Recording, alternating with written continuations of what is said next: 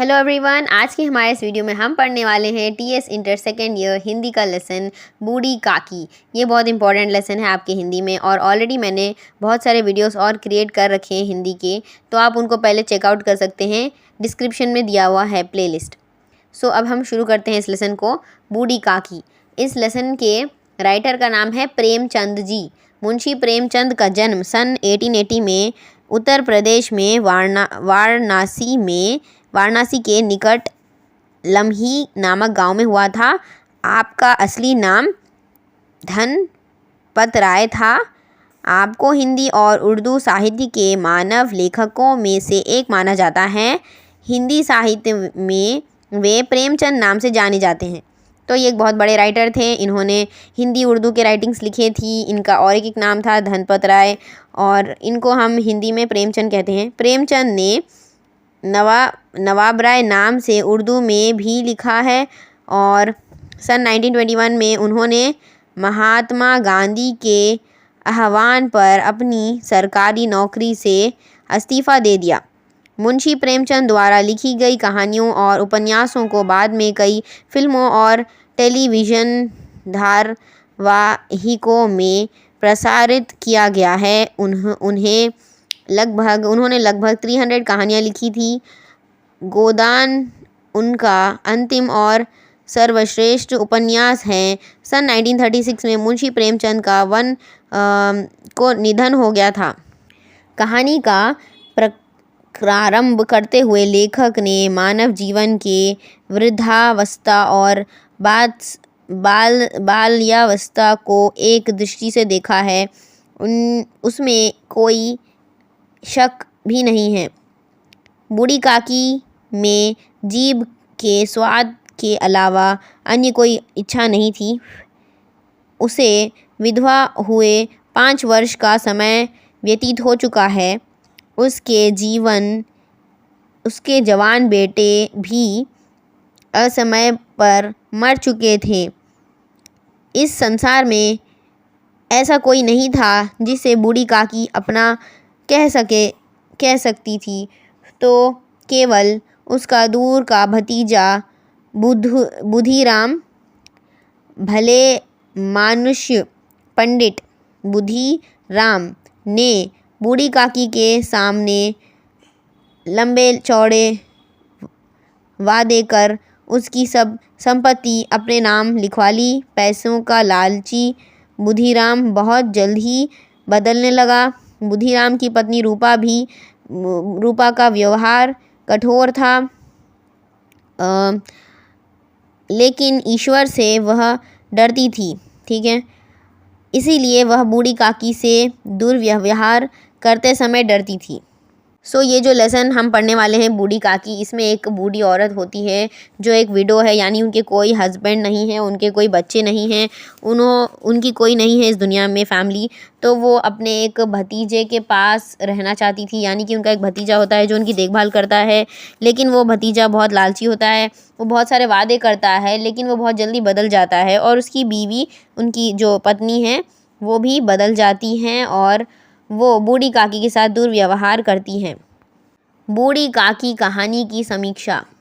बुधिराम और उसकी पत्नी का व्यवहार बूढ़ी काकी के प्रति दिनों दिन कठोर होता चला जा रहा था।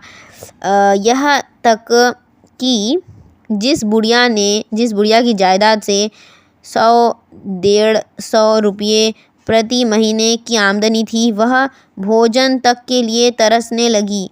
बूढ़ी काकी जीभ के स्वाद के आगे विवश होकर रोने चिल्लाने लगती थी।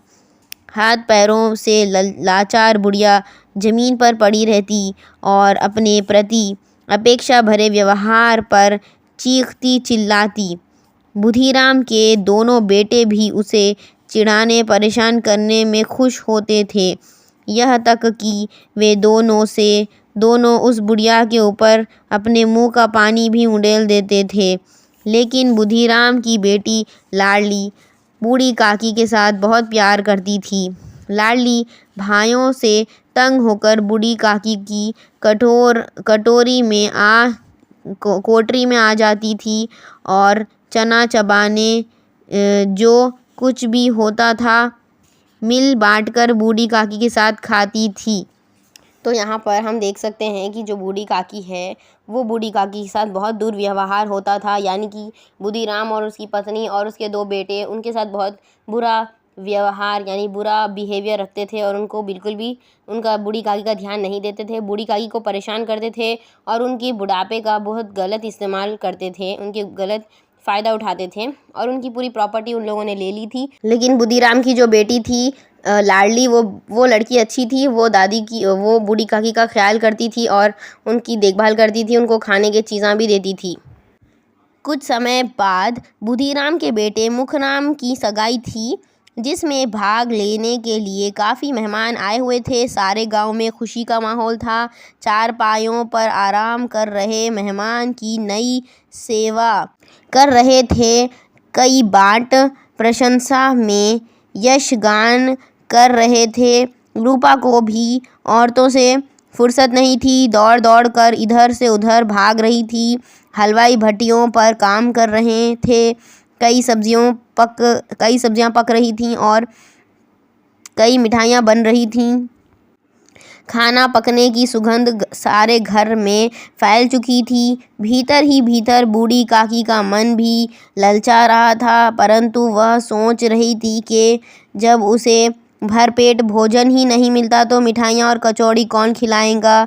रह रहकर उसकी जीभ लपलपा रही थी।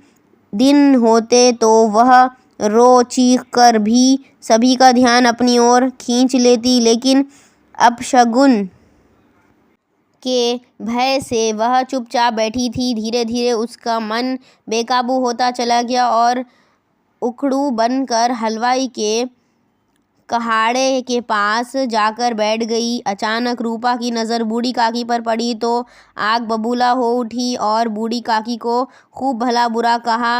अपमानित होकर बूढ़ी काकी कुछ नहीं बोलती और रेंगती हुई चुपचाप अपनी कोठरी में चली गई। काफ़ी समय बीत जाने के बाद भी बूढ़ी काकी की किसी ने सुध नहीं ली और उसका मन बेचैन हो उठा। तरह तरह के विचार उसके मन में आने लगे। सभी लोग खा पी चुके होंगे, तेरी याद किसी को नहीं आएगी। इस बीच सबकी भूख जोर फड़काने लगी और हाथों से बल सरकती हुई लोगों के बीच जाकर पत्तल पर बैठ गई। लोग आश्चर्य से देख रहे थे कि बुद्धीराम की नज़र उस पर पड़ गई।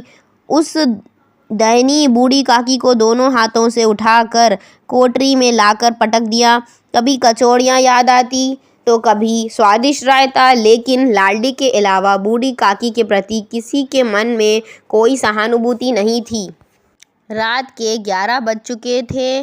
सभी मेहमान आराम कर रहे थे। रूपा सो चुकी थी, लेकिन लाडली थी जो जाग रही थी। वह उस समय की प्रतीक्षा में थी जब अपने हिस्से का मिला हुआ खाना बूढ़ी काकी को जाकर खिलाएगी। रूपा को पता लगने पर पिटाई होने का डर था। माँ को सोता देखकर लाडली चुपके से अपनी हिस्से की पुड़िया लेकर काकी के पास पहुँची। बेसब्री सी इंतज़ार कर रही बुढ़िया एक ही झटके में सब खा गई, परंतु इससे उसकी भूख और बढ़ चुकी थी। उसने लाडली से मेहमानों के भोजन करने के स्थान पर ले चलने को कहा, परंतु वहाँ पड़े टुकड़ों को चुन चुन कर खाने के बाद भी उसकी भूख नहीं मिटी। अंत में उसने लाडली से झूठी पत्तलों के पास ले जाने को कहा। इसी बीच रूपा की आंख खुल चुकी थी। बेटी पास ना रहना देखकर इधर उधर देखा तो वह पत्तलों के पास खड़ी थी। रूपा बूढ़ी काकी को पत्तलों की छूटन चाटते देखकर पश्चाताप से भर उठी। आज उसे अपने किए पर भारी पछतावा हो रहा था। उसकी साई आत्मा जाग उठी थी। आज उसने बूढ़ी काकी को धमकाया नहीं, अपितु उठा कर साथ चलने को कहा। उसने सोचा, जिस बुढ़िया की जायदाद से हमने इतनी आमदनी हो रही है, उसके लिए हम भरपेट भोजन भी उसे नहीं दे सके।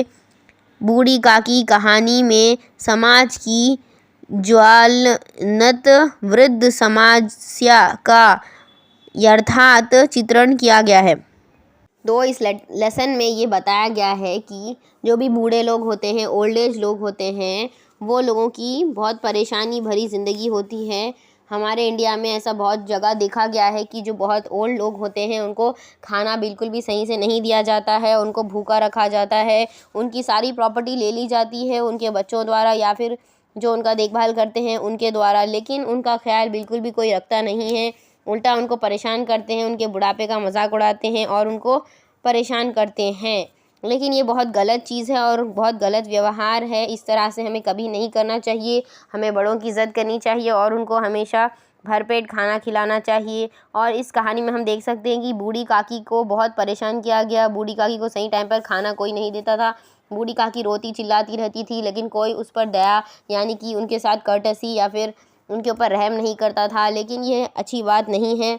और इस लेसन से हम सीख सकते हैं कि बुढ़ापे में इंसान बहुत कमज़ोर हो जाता है और बुढ़ापे में उनकी लालच और बढ़ जाती है। लेकिन हमें उनका देखभाल बच्चों की तरह रखना चाहिए और उनका हमें ख्याल रखना चाहिए और उनके साथ इस तरह का व्यवहार नहीं करना चाहिए। तो इस तरह हम देख सकते हैं कि जो रूपा थी उसको ये बात समझ आ गई आखिरकार, और उसने आखिरकार अपनी गलती समझ ली। ईश्वर से अपने अपराध के लिए क्षमा मांगती हुई रूपा अपने कमरे में गई और पकवान तथा मिठाइयों की थाली लेकर बूढ़ी काकी के पास पहुंची। कहानीकार कहता है कि भोजन के उस थाल को देखकर काकी का मन आनंदित हो उठा। रूपा ने बड़े ही प्यार से भोजन करने के लिए कहा और विनती की कि वह ईश्वर से प्रार्थना कर दे कि वह हमारा अपराध क्षमा कर दे। बूढ़ी काकी को उस समय स्वर्गिक आनंद की अनुभूति हो रही थी। यानी कि हम देख सकते हैं कि रूपा को अपनी गलती समझ में आई और रूपा जिस तरह से पहले उनको बूढ़ी काकी को खाना नहीं देती थी, अब वो समझ गई अपनी गलती और वो एक थाली यानी एक प्लेट में सभी चीज़ें रख के, मिठाइयाँ रख के और जो भी खाने के टेस्टी चीज़ें थे वो सभी चीज़ों को रख के बूढ़ी काकी यानी कि वो ओल्ड औरत को खाना देती हैं और कहती हैं कि हमारी इस गलती को माफ़ कर दीजिए, हमने आपके साथ बहुत बुरा व्यवहार किया, तो हमें इस गलती से हमें माफ़ कर दीजिए। तो उसके बाद बूढ़ी काकी वो खाने लगती हैं और बहुत ज़्यादा खुश हो जाती हैं, आनंदित हो जाती है। सो गाइस, यहाँ पर हमारा लेसन कंप्लीट हो चुका है और आप इस वीडियो को अपने फ्रेंड्स के साथ शेयर करिए and show your support by hitting subscribe button and liking this video. And आप डिस्क्रिप्शन चेक कर सकते हैं, उसमें मैंने बहुत सारे वीडियोस अपलोड किए हैं।